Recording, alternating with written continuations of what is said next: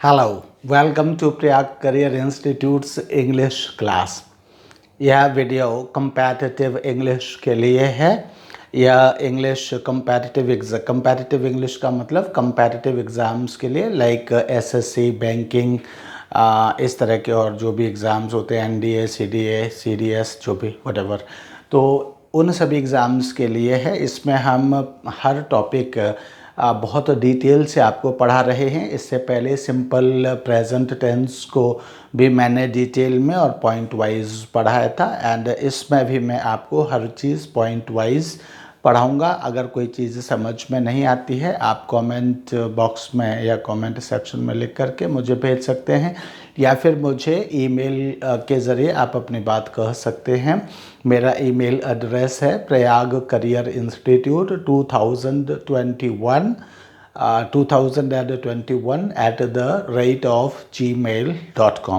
Prayag career institute 2021 यह मेरा email है। इसमें आप मुझे अपने जो भी कोई बात कहना चाहते हैं या जो मैं कुछ पढ़ा रहा हूँ इसकी सॉफ्ट कॉपी अगर आप चाहते हैं तो पूरा आपको ये मैं समझा तो अभी रहा ही हूँ, लेकिन इसकी सॉफ्ट कॉपी आपको मिल जाएगी। आप अगर चाहेंगे तो आप मुझे ईमेल कर दीजिए, मैं आपको आपके ईमेल पर इसकी सॉफ्ट कॉपी पूरे सभी नोट्स में भेज दूंगा और एक्सरसाइजेस वगैरह भी मैं भेज दूंगा। हालांकि मैं अभी एक्सरसाइजेस भी इसके बाद कराऊंगा आपको। तो आइए लेट्स स्टार्ट।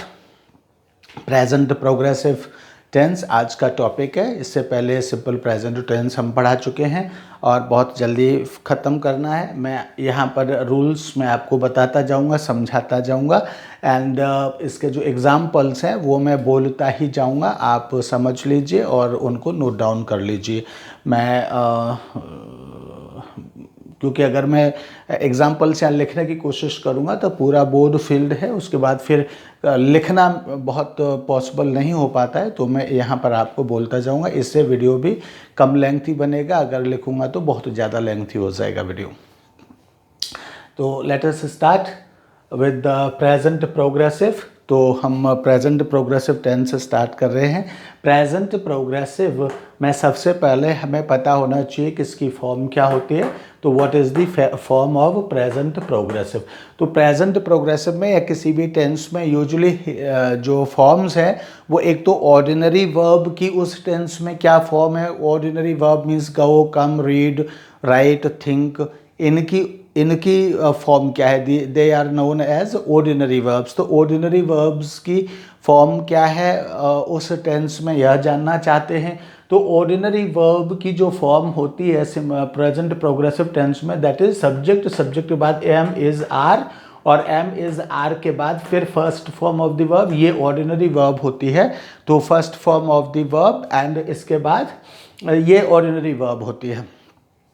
ऑर्डिनरी वर्ब की ये फॉर्म होती है। इसके बाद दूसरा है कि have plus noun is also a form of the verb in English. तो हैव प्लस नाउन की क्या फॉर्म होती है इन इंग्लिश।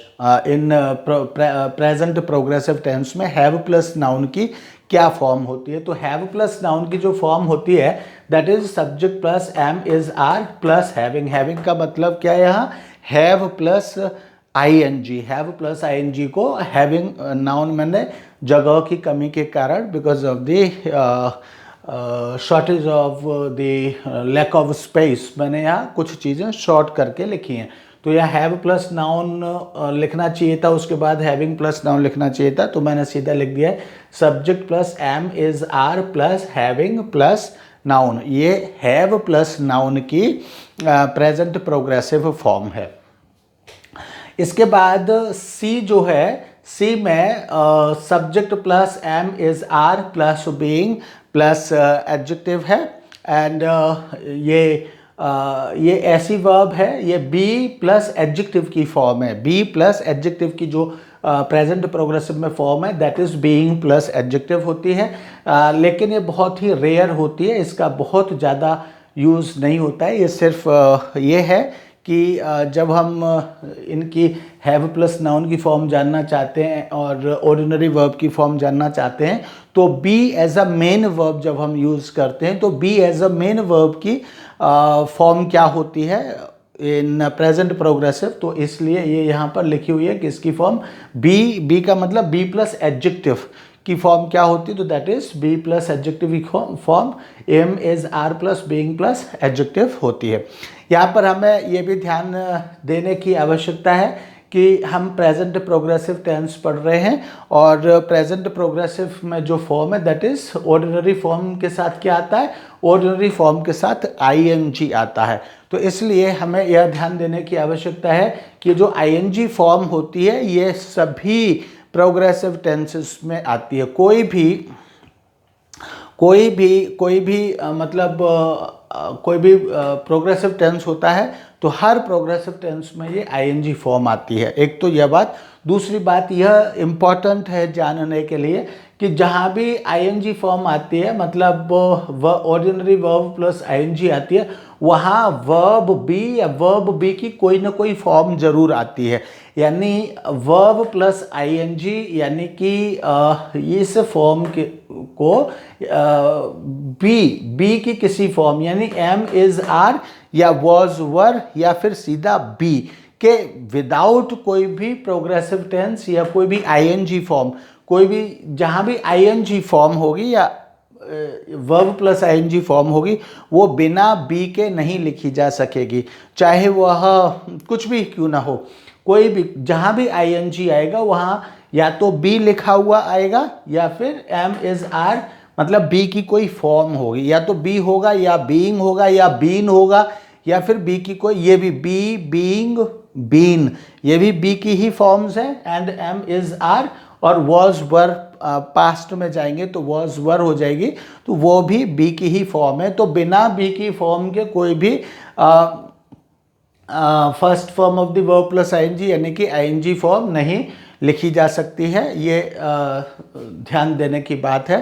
एंड हम एग्जांपल ले सकते हैं, the children are going to school, soldier is singing a song, इस तरह से I am talking to you, इस तरह से इनमें आईएनजी फॉर्म है और सभी में इज एम आर, जैसे I am talking to you, soldier is singing a song and the children are going to school, तो तीनों में इज एम आर का यूज़ हमने सेंटेंस में किया। तो इस तरह से ये प्रूव होता है कि बिना बी के यानी बिना इज एम आर या वॉज वर, मतलब बी का मतलब है इज एम आर या वॉज वर के बिना कोई भी आईएनजी फॉर्म नहीं लिखी जा सकती। यहाँ पर यह ध्यान देने की आवश्यकता है।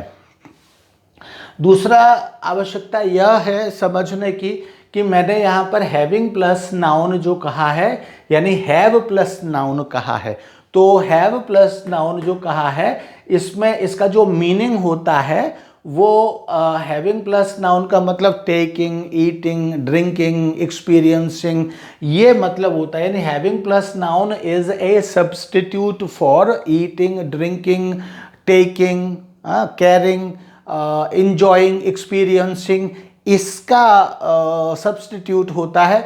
यहाँ हैविंग का मतलब बिल्कुल भी ओनरशिप और रिलेशनशिप के लिए यूज़ नहीं किया जाता। जैसे आई हैव अ पेन तो I am having a pen नहीं कहा जाता कभी भी, इस तरह से कभी भी नहीं कहा जाएगा कि I am having a pen, you are having a mobile, ऐसे भी कभी भी नहीं कहा जाएगा। इसका सीधा सा मतलब क्या है, इसका सीधा सा मतलब है that it is a substitute और it is getting used in the sense of eating, having, drinking, enjoying, experiencing, इस सेंस में ये यूज़ हो रहा है। जैसे for example I am having a bath, right, तो I am having a bath means I am taking a bath, इस तरह से ये सेंटेंस यहाँ पर हो जाएगा। तो यहाँ हैविंग प्लस नाउन का मतलब बिल्कुल भी having, I am having a pen, I am having a camera, I am having a mobile, I am having a house, इस तरह का कोई सेंटेंस यहाँ पर नहीं बनेगा। Right, clear. इसके बाद फिर ये जैसा कि मैंने ये यहाँ पर बताया वही चीज़ मैंने यहाँ नोट में लिखी हुई है, have plus noun indicating ownership, relationship, characteristics, is not put into the progressive form. यानी हैव प्लस नाउन, अगर जैसा मैंने बताया कि हैव प्लस नाउन या है का जो प्रोग्रेसिव फॉर्म है, प्रेजेंट प्रोग्रेसिव फॉर्म में हैविंग प्लस नाउन हो जाता है, तो ईटिंग, ड्रिंकिंग, एंजॉइंग, एक्सपीरियंसिंग का ये सब्स्टिट्यूट हो जाता है। इसका मतलब हुआ कि ये इसी अर्थ में यूज होता है। I am having a bath, I am taking a bath, I am having lunch और dinner means I am taking lunch और dinner means I am eating lunch और dinner, I am having tea means I am taking और I am drinking tea. इसी sense में इसका use यहाँ पर होता है। ऐसे नहीं हम कह सकते आई हैव अ पेन तो I am having a pen, इस सेंस में नहीं यूज होता है। ये जो सेंस है आई हैव अ पेन, ये ओनरशिप का सेंस है। तो ओनरशिप हमेशा सिंपल प्रेजेंट टेंस में ही कही जाती है। ओनरशिप, रिलेशनशिप, कैरेक्टरिस्टिक्स, जैसे mother loves, mother has love for child, milk has white colour. तो इस तरह से ये सब सिंपल प्रेजेंट टेंस में ही कहे जाते हैं। ओनरशिप, रिलेशनशिप और कैरेक्टरिस्टिक्स से कभी भी प्रोग्रेसिव टेंस में नहीं कहे जाते हैं। तो इसलिए ये इनको हम प्रेजेंट प्रोग्रेसिव टेंस में नहीं कहेंगे। सिर्फ हम हैविंग प्लस नाउन का मतलब फिर से एक बार मैं बता दूं, eating, drinking, enjoying, taking, experiencing, इन्हीं अर्थों में, या ऐसे बहुत सारे मीनिंग्स हो जाते हैं हैव के, तो उनमें से किसी भी अर्थ में कहेंगे। लेकिन ओनरशिप, रिलेशनशिप और कैरेक्टरिस्टिक्स के मीनिंग में हम हैव का यूज नहीं करेंगे। Make it very clear note. Next अब हम चलते हैं, जैसे हमने कहा ही हैज़ अ ब्रदर, इसी का एग्जाम्पल है ही हैज़ अ ब्रदर। तो ही हैज़ अ ब्रदर क्या है, ये ओनरशिप है। The elephant has a long trunk, ये भी क्या है, ओनरशिप है। ये सॉरी मैंने इसको ओनरशिप कह दिया। ही हैज़ अ ब्रदर मीन्स ये एक रिलेशनशिप है। And this elephant has a long trunk, ये क्या है, ये एक ओनरशिप है। ठीक है, तो यहाँ पर हम नॉट हैविंग नहीं कहेंगे, मतलब हम ऐसे नहीं कहेंगे that elephant is having a long trunk, ऐसे नहीं कहेंगे। या he is having a brother, ऐसे भी नहीं कहेंगे। He has a brother and this elephant has a long trunk, इसी तरह से कहेंगे, मीन्स हैविंग यहाँ नहीं कहेंगे। Next now we move to the use of present progressive tense. तो प्रेजेंट प्रोग्रेसिव टेंस का जो सबसे पहला यूज होता है that is for action going on now. यानी प्रेजेंट प्रोग्रेसिव टेंस का यूज किस लिए होता है, प्रेजेंट प्रोग्रेसिव टेंस का पहला यूज जो होता है वो ऐसे एक्शन के लिए होता है that is going on now. Going on now means that is running at the time of speaking, जो बोलते समय एक्शन चल रहा है। यहाँ एक्सप्लेनेशन को देखिए, इसको मैं आपको एक्सप्लेन करूँगा ताकि ये हमेशा आपको याद रहे और ये बार बार सुन करके आपका इसका जो एस्पेक्ट है टेंस का वो आपके मन में क्लियर हो जाए, इसलिए मैं इस एक्सप्लेनेशन को ही मैं एक्सप्लेन करना ज़्यादा अच्छा समझता हूँ। Present progressive indicates a temporary activity. Temporary activity का ही मतलब क्या है, an action going on now means कोई भी एक्टिविटी या कोई भी एक्शन जो at the time of speaking चल रहा है, अभी चल रहा है, but not likely to continue और अकर अगेन। लेकिन ये जरूरी नहीं है, ऐसा नहीं समझा जाता है, ये ज़रूरी नहीं है कि ये एक तो कंटिन्यू होगा, रहेगा, अभी कंटिन्यू है लेकिन आगे ये कंटिन्यू रहेगा, और या फिर दोबारा से फिर ये होगा। जैसे अभी मैं बोल रहा हूँ, कल फिर मैं बोलूँगा, परसों फिर मैं बोलूँगा, ऐसा प्रेजेंट प्रोग्रेसिव के किसी टेंस से पता नहीं चलता है। मैं अभी ये कर रहा हूँ ये पता चलता है, तो इसलिए ये एक्शन गोइंग ऑन नाउ के लिए, यानी अभी बोलते समय और लिखते समय जो चीज़ चल रही है या हो रही है उसके लिए number 1 present progressive tense use किया जाता है। Present progressive indicates a temporary activity. Temporary activity means that is not permanent. That is not permanent means it has started for some time and it will continue for some time and then it will stop after some time. कब stop होगी ये नहीं पता, कब शुरू हुई ये भी नहीं पता, इसलिए हम इसको टेम्पोररी एक्टिविटी कहते हैं। Temporary activity means that is not permanent, that is temporary. an action going on now but not likely to continue or occur again. The progressive aspect refers, या progressive जो aspect है इसको हम progressive ही क्यों कहते हैं, तो उसका मतलब क्या है, refers to a particular occasion, ये किसी पर्टिकुलर occasion या पर्टिकुलर मोमेंट ऑफ टाइम की ओर इशारा करता है, इसलिए हम इसको प्रोग्रेसिव कहते हैं क्योंकि उस टाइम या उस पॉइंट ऑफ टाइम पर ये कंटिन्यू है। As for example the moment of speaking और राइटिंग, तो ये जो पर्टिकुलर ओकेजन है, ये पर्टिकुलर ओकेजन क्या है, द मोमेंट ऑफ स्पीकिंग और राइटिंग, यानी कि जब आप बोल रहे हैं या जब आप लिख रहे हैं उस समय कोई घटना चल रही है, उसी को बताने के लिए प्रेजेंट प्रोग्रेसिव टेंस का यूज़ किया जाता है। जैसे इस समय मैं आपसे बोल रहा हूँ तो I am speaking to you, I am looking into the camera, मैं इस तरह से कह सकता हूँ। I can't go out, it is raining now, जैसे मैं अभी बाहर नहीं जा सकता हूँ, बारिश हो रही है, इस तरह से means I can't go out, तो द प्रेजेंट सिचुएशन हो गई। Why can't you go out, it is raining outside, because it is raining outside और इट इज़ रेनिंग आउटसाइड, तो ये प्रेजेंट सिचुएशन को, यानी जिस समय हम बात कर रहे हैं उस सिचुएशन को इंडिकेट करता है।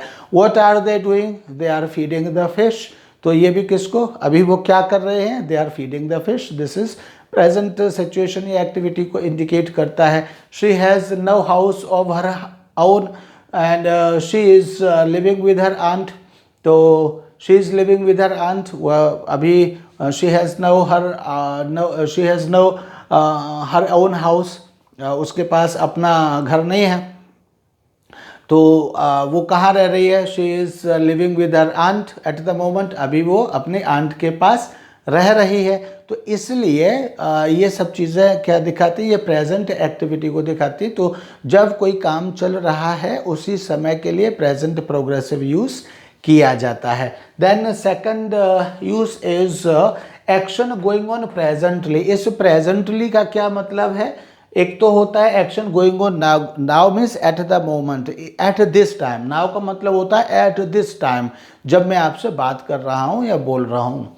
And going on presently, present progressive is also used for an action going on these days, तो प्रेजेंटली का यहाँ मतलब क्या है, दीज डेज, दीज डेज यानी हो सकता है, not necessarily eight the moment of speaking, not necessarily eight the moment of speaking, यानी कि ये ज़रूरी नहीं है कि जब मैं आपसे बात कर रहा हूँ तभी उस एक्शन को कर रहा हूँ, ऐसा ज़रूरी नहीं, लेकिन जिन दिनों में मैं बात कर रहा हूँ आपसे, उन दिनों में मैं कोई काम कर रहा हूँ।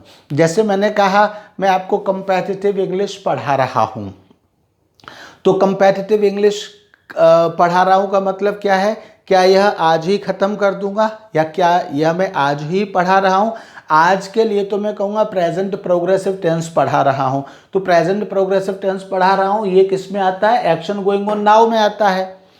लेकिन जब मैं कहता हूँ competitive English means for SSC exams, banking exams या सीडीएस एग्ज़ाम्स के लिए मैं आपको इंग्लिश पढ़ा रहा हूँ, तो इसका मतलब क्या है, इसका मतलब है कि ये जो एक्टिविटी है ये एक्सटेंडेड है, यानी कि अभी मैं वो सब नहीं पढ़ा रहा हूँ लेकिन इन दिनों में मैं पढ़ा रहा हूँ।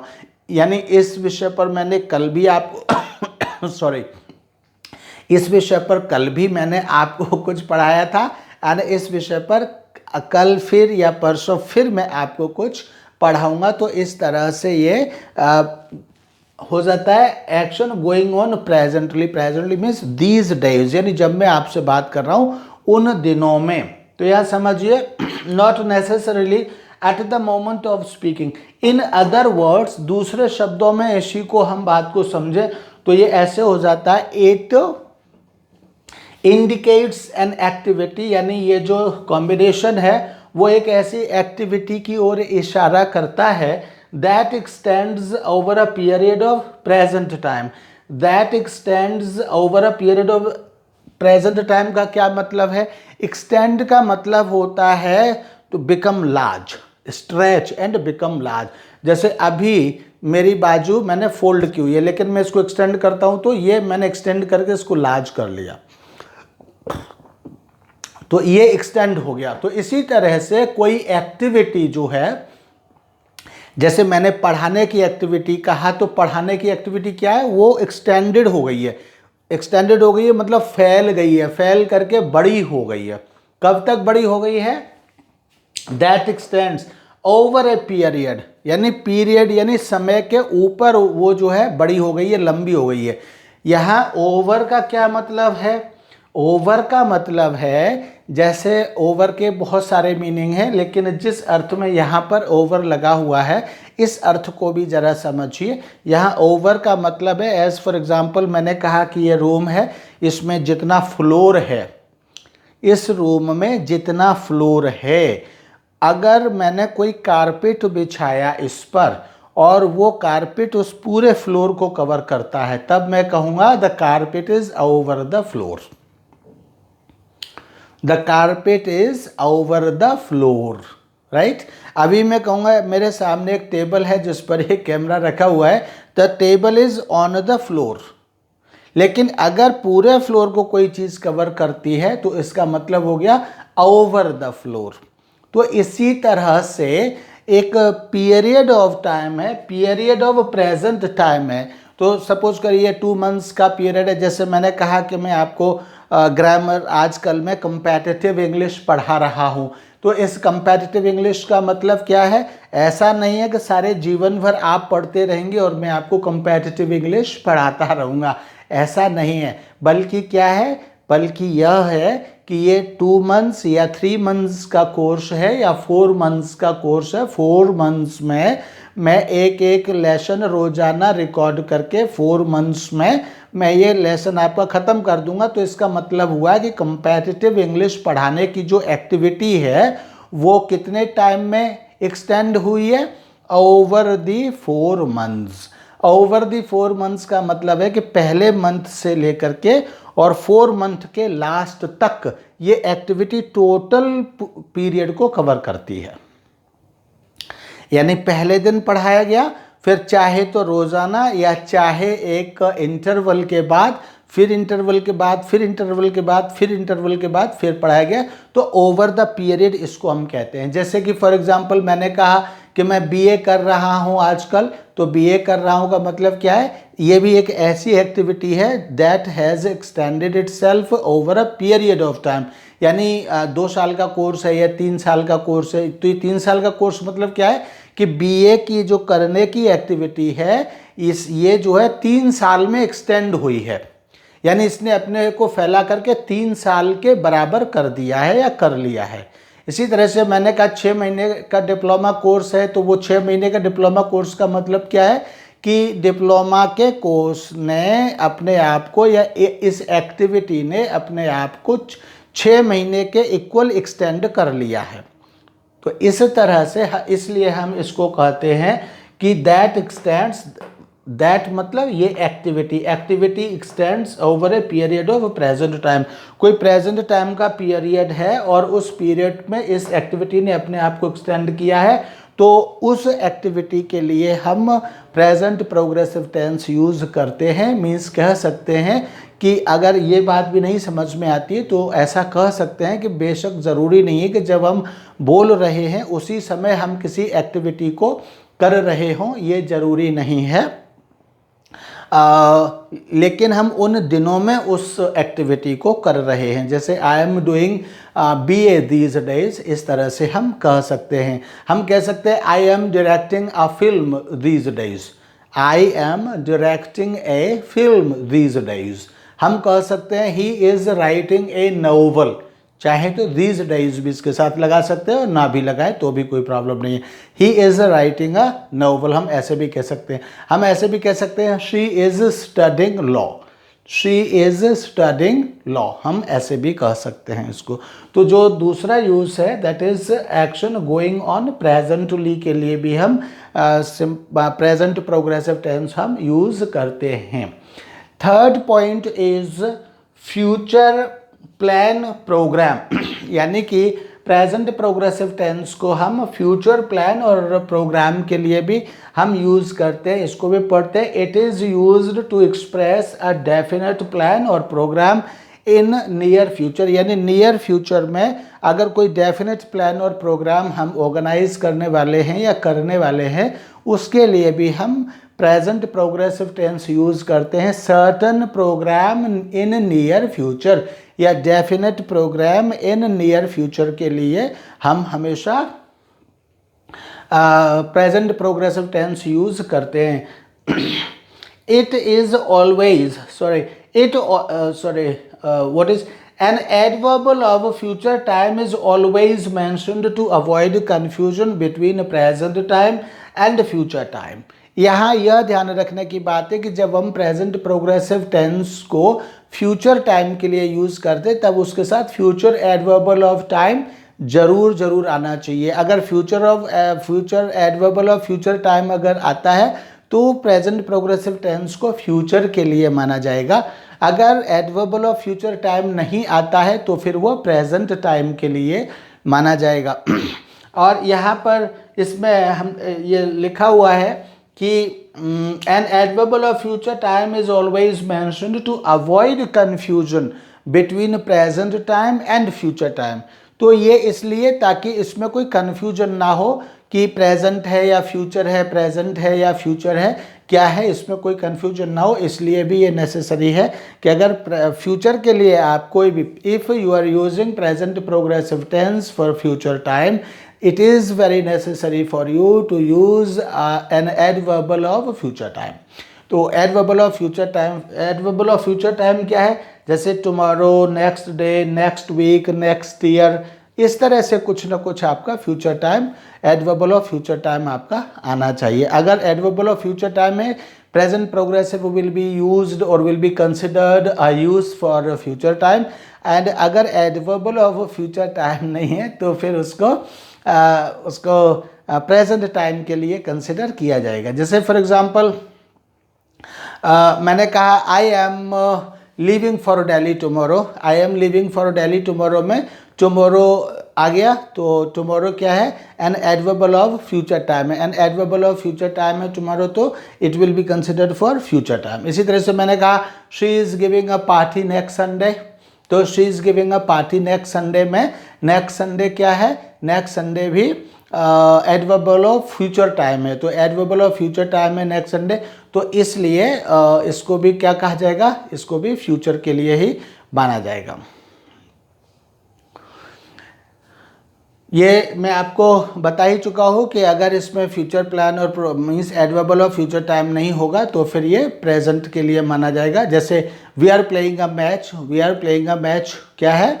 We are playing a match किस में कंसिडर किया जाएगा? ये माना जाएगा we are playing a match at this time, means when we are speaking, जब हम बोल रहे हैं तब हम ये मैच खेल रहे हैं, तब ये माना जाएगा। And we are playing a match tomorrow, we are playing a match this Sunday, we are playing a match next week. अगर इस तरह से कोई भी सेंटेंस है तो वो फ्यूचर के लिए माना जाएगा। It should be cared.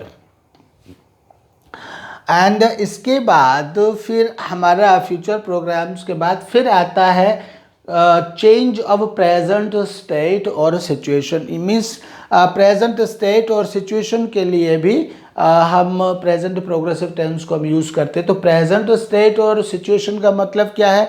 Present state और सिचुएशन का मतलब है, सपोज करिए अभी धूप हो रही है, सपोज करिए दोपहर का समय है, और दोपहर का समय है तो क्या है? ये डे की एक स्टेट है। दोपहर का समय है या मॉर्निंग का समय है तो मॉर्निंग का समय है, तो मॉर्निंग क्या है? डे का एक स्टेट है, डे की ये दिन की एक अवस्था है। अब मैं कहता हूँ कि दोपहर हो रही है, तो दोपहर हो रही है मतलब मॉर्निंग इज चेंजिंग इनटू नून, तो मॉर्निंग इज चेंजिंग इनटू नून, तो हम क्या कहेंगे? इट इज बिकमिंग नून, और मॉर्निंग इज चेंजिंग इनटू नून, या फिर मॉर्निंग इज ग्रोइंग इनटू नून, या फिर it is becoming Noon now. इस तरह से हम इस बात को कहेंगे।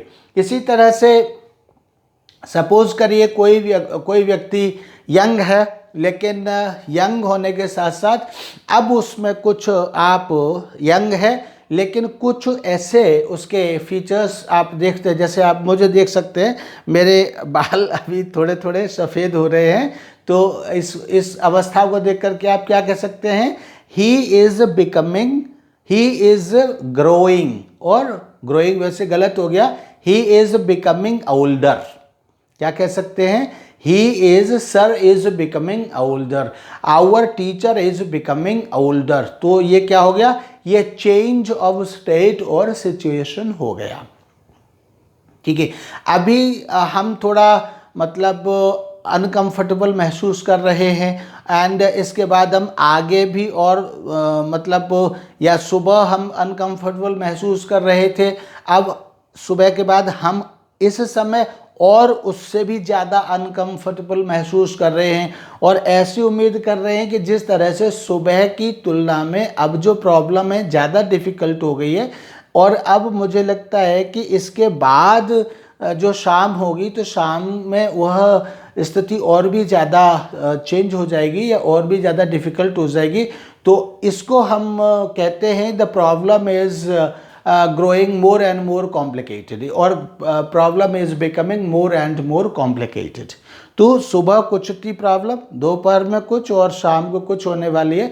तो उसका आइडिया लगा करके हमने क्या कहा, सुबह और अब यानी दोपहर के उस कंपेयर को करके, उसको कंपेयर करके हमने क्या कहा, the problem is becoming more and more complicated, ये हमने कहा।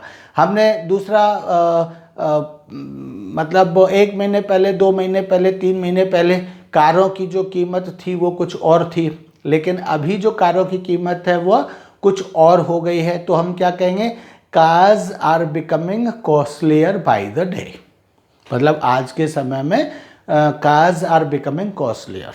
तो इस तरह से सिचुएशन चेंज हो रही है। द सन है, सन की अवस्था सुबह कुछ ठंडा था, एंड अब क्या है, अब वो और ज़्यादा अब दोपहर की तरफ गर्म एंड गर्म, hot and hot and hot होता जा रहा है। तो क्या कहेंगे, the sun is growing hotter and hotter, और sun is becoming hotter and hotter, sun is becoming hotter and hotter, right. इसी तरह से सपोज करिए पानी है, पानी आप उबाल रहे हैं, और पानी उबाल करके, तो पानी उसकी एक अवस्था है, पानी दिखाई दे रहा है पॉट में आपको, तो ये एक वन स्टेट में है। उसके बाद फिर पानी आप देखते हैं कि वो बॉयल होते समय भाप बन करके वह उड़ रहा है, तो वो क्या है, वो that is also a change of situation या चेंज ऑफ स्टेट, मतलब उसकी स्टेट चेंज हो रही है। तो उस चेंज ऑफ स्टेट के लिए भी आप क्या कहेंगे, water is turning into vapour, और इवेपरेशन, वेपर कहेंगे, water is changing into vapour, या water is turning into vapour आप कहेंगे। तो इस तरह से present progressive tense is also used to denote a change of present state or situation into another. Some of the verbs of this class are become, get, grow, go, turn। ये इस तरह की verbs है, इनको लेकर के हम ये यूज़ करते हैं। इसके बाद ये ध्यान रखने की ये पॉइंट सभी मैंने आपके सामने डिस्क्राइब किए, सभी के एग्जाम्पल, लेकिन इसमें यह ध्यान रखने की बात है कि verbs of ownership, relationship and emotion, cognition की जो वर्ब्स हैं, verbs of ownership, relationship, emotion, cognition, ये जो वर्ब्स हैं, परसेप्शन भी है, परसेप्शन। तो वर्ब्स ऑफ परसेप्शन कौन सी होती है, जैसे सी, हियर, स्मेल, टेस्ट, फील, ये वर्ब्स ऑफ परसेप्शन, यानी जिनसे हम बॉडी, जिनसे कोई सेंस को बाह्य जगत से, आउटर वर्ल्ड से जिनसे रिसीव करती है, उसे हम वर्ब्स ऑफ परसेप्शन कहते हैं। तो हम बाह्य जगत से कोई चीज़ कैसे रिसीव करते हैं, तो फील करके रिसीव करते हैं, या फिर स्मेल करके हम रिसीव करते हैं, या टेस्ट से रिसीव करते हैं, या फिर सी करके रिसीव करते हैं, या फिर हियर करके रिसीव करते हैं। तो इसलिए बाह्य जगत से जो इन्फॉर्मेशंस हम लेते हैं वो हम जिस एक्टिविटी के माध्यम से लेते हैं, जिस वर्ब के थ्रू हम लेते हैं उस वर्ब को हम वर्ब ऑफ परसेप्शन कहते हैं या वर्ब्स ऑफ परसेप्शन कहते हैं। तो वर्ब्स ऑफ परसेप्शन कभी भी प्रोग्रेसिव टेंस में नहीं कही जाती हैं, because they are considered to be a stative verb. वो उनको स्टेटिव वर्ब कहा जाता है, इसलिए कभी भी वो प्रोग्रेसिव टेंस में कभी भी यूज़ नहीं होती। इसी तरह से verbs of emotion, cognition, ownership, relationship, ये भी सभी स्टेटिव वर्ब्स मानी जाती हैं, इसलिए इनको भी हम कभी भी इनको भी हम प्रेजेंट प्रोग्रेसिव टेंस में हम कभी भी इनको यूज़ नहीं करते हैं। लेकिन अगर हमने यूज़ किया, सपोज करिए हमने कहा I am seeing the chairman today, I am seeing the prime minister today, अगर हम इस तरह से कहते हैं तब वो वर्ब स्टेटिव वर्ब न बन करके तब वो टेम्पररी एक्टिविटी ही बन जाती है। यानी जब हम स्टेटिव वर्ब की तरह यूज़ करते हैं, जब किसी वर्ब को स्टेटिव वर्ब की तरह यूज़ करते हैं, उसका मतलब है the things are taking place on their own and our involvement is not involve in that. Means हमारा जो इन्वॉल्वमेंट है वो इसमें बिल्कुल भी नहीं है, या हमारे माइंड का डिसीजन बिल्कुल भी नहीं है।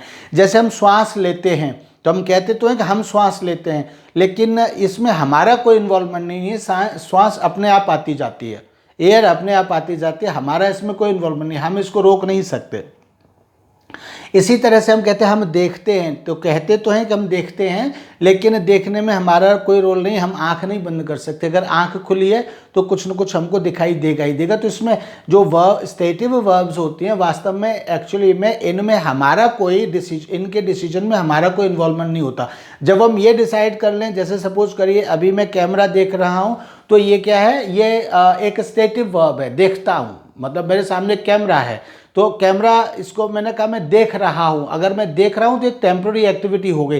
टेम्पररी एक्टिविटी इसलिए होगी कि मैं नहीं चाहता कि मेरा ध्यान या मेरा दिमाग कैमरे से हटे, क्योंकि अगर हटेगा तो मैं जिस मतलब के लिए यहाँ खड़ा हूँ वो मतलब मेरा हल नहीं होगा, तो ये टेम्पररी एक्टिविटी हो गई। लेकिन कैमरा देखने के साथ साथ बहुत सारी चीज़ें, सामने बोर्ड है, सामने दीवार है, होल्डर है, एंड कुछ सामने अलमीरा है, बुक्स वगैरह रखी हुई हैं, तो ये सब तो मैं देखने के लिए यहाँ नहीं खड़ा हुआ, लेकिन अगर मैं कैमरा देखूंगा तो ये सब चीज़ें भी देखूंगा ही देखूंगा। तो इसलिए ये जो मैं देखता हूँ ये सब स्टेटिव वर्ब है। तो स्टेटिव वर्ब्स कभी भी हमेशा सिंपल प्रेजेंट टेंस में ही कही जाती हैं, इसीलिए। एंड अगर हम उसको टेम्पररी एक्टिविटी, अगर हम उस किसी को कहते भी है, जैसे फॉर एग्जांपल हमने कहा, ये कहा जाता है शी इज स्मेलिंग अ रोज।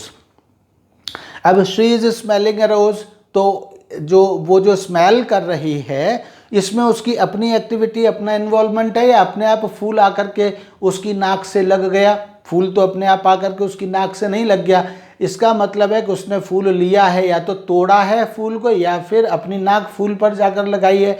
तो इस सब में उसकी अपना डिसीजन का इन्वॉल्वमेंट है, इसलिए इसको हम टेम्पररी एक्टिविटी तब कहेंगे, तब ये स्टेटिव वर्ब नहीं रह जाती है। तो यह भी ध्यान रखना है कि कोई वर्ब ऐसा नहीं है कि स्टेटिव वर्ब है तो वह स्टेटिव वर्ब ही है, वो हमारे यूज़ पर डिपेंड करता है कि अगर हम उसको सिंपल प्रेजेंट में किस तरह से यूज़ कर रहे हैं तो वो स्टेटिव वर्ब है, एंड अगर हम उसको प्रोग्रेसिव में करने लगते हैं किसी भी वजह से तो फिर वो टेम्पररी एक्टिविटी बन जाती है और वो स्टेटिव वर्ब नहीं रहती है। जैसे हम कहते हैं the court is hearing the case today, the court is hearing the case today, ये भी खूब कहा जाता है। इसका मतलब ये ऐसा, अब यहाँ भी आप समझिए कि कोर्ट इज़ हियरिंग, तो एक तो मैंने कहा, एक पुराने वीडियो में मैंने एक एग्जांपल दिया था, सपोज करिए मुझे कभी सीटी की आवाज़ सुनाई दे जाती है, कभी बच्चे सीटी बजा रहे हैं, या फिर कभी कोई सब्जी वाला आता है और बेचने की आवाज़ लगाता है। एक दिन मेरे वीडियो में एक डॉग के भौंकने की भी आवाज़ आ रही थी। तो क्या मैं वो सब सुनने के लिए यहाँ खड़ा हुआ था? मैं तो सुनने के लिए खड़ा नहीं हुआ था। तो वो सब स्टेटिव वर्ब्स में, I hear a dog, I hear a whistling sound, I hear a vendor selling something, I hear a sound of a vendor selling something, तो वो सब इस तरह से ही यूज़ की जाएंगी। लेकिन अब यहाँ जज इज़ हियरिंग और court is hearing a case, तो ऐसा तो नहीं है कि कोर्ट कहीं सो रहा हो या जज कहीं सो रहा हो बैठा हो या अपना लिख रहा हो केस, कहीं पढ़ रहा हो अपने लाइब्रेरी में या केबिन में बैठ कर के, और वहाँ मतलब केस की बात जा रही हो। कोर्ट केस सुनने के लिए कोर्ट को पूरा ऑर्गेनाइज होना पड़ता है, जज को आना पड़ता है, बैठना पड़ता है। द थिंग इज कि सबका डिसीजन उसमें इन्वॉल्व है। तो अब ये स्टेटिव वर्ब ना रह करके अब ये डायनामिक वर्ब बन गई, और इसलिए अब ये टेम्पोररी एक्टिविटी हो गई, और इसलिए इसको हम प्रेजेंट प्रोग्रेसिव में कह सकते हैं। यह बात समझने की आवश्यकता है। दूसरा ये भी समझना चाहिए कि ये प्रेजेंट एक्टिविटी है। प्रेजेंट एक्टिविटी के लिए ये प्रेजेंट प्रोग्रेसिव टेंस है, यानी प्रेजेंट टाइम के लिए, और मतलब ये जो इसमें पॉइंट्स डिस्कस किए गए, एक्शन गोइंग ऑन नाउ के लिए and action going on presently के लिए, और फ्यूचर प्लान प्रोग्राम के लिए, और चेंज ऑफ प्रेजेंट स्टेट और सिचुएशन के लिए, इसी के लिए इनका प्रेजेंट प्रोग्रेसिव टेंस का यूज़ होता है। इसमें हम कोई कुछ इस तरह से कुछ क्वेश्चंस पूछने लगे, कुछ हैबिचुअल एक्टिविटी को लेकर के, या रिपीटेड कुछ इस तरह से होने वाली एक्टिविटीज़ को लेकर के, जैसे when are you going for a walk usually, तो इस तरह के सेंटेंसेस नहीं बोले जाते। When are they going to office every day, ये भी नहीं बोले जा सकते, क्योंकि ये भी स्टेटिव वर्ब या एक हैबिचुअल एक्टिविटी हो गई।